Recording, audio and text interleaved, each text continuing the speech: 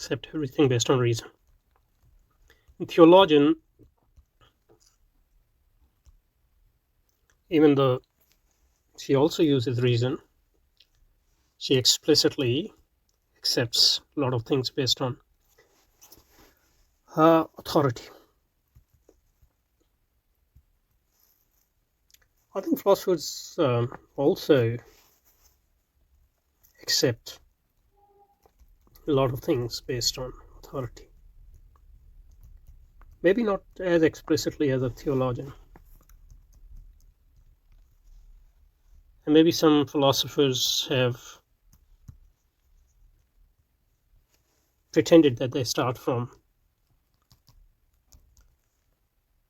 a blank slate, but I think the history of philosophy itself rejects and refutes this claim.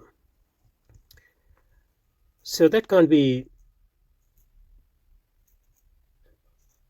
the real distinction, really. I think the distinction is the philosopher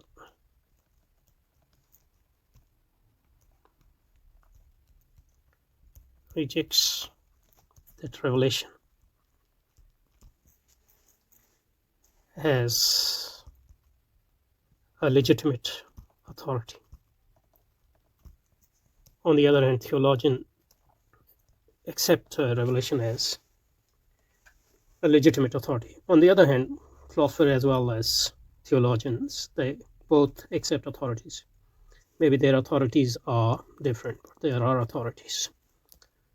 The authority of, depending on your type of philosophy and your method, but you always have authorities. You always have background assumptions. Maybe another distinction might be that a philosopher claims that he can, in principle, question any authority. And you can say that maybe theologian can't say that, and that's true. But I think it's only when theologian establish the authority of that authority based on reason and realizes that that authority must not be questioned because of its ontological and theological position and epistemological position, then that becomes a legitimate authority based on that legitimation in the first place. So that point would apply only to those theologians who think that they accept authority without reason and who think that faith is somehow something which doesn't have reason as its basis. Okay.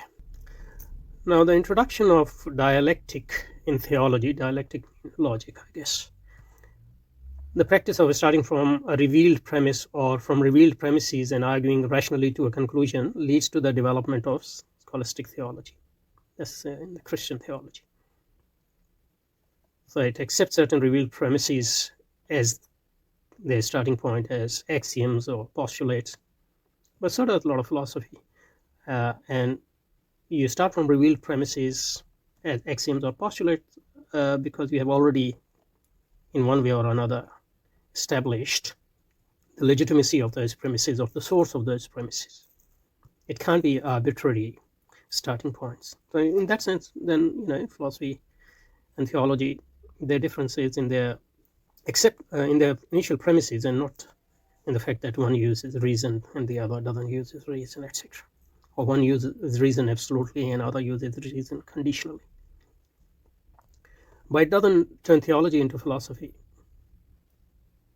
Fine.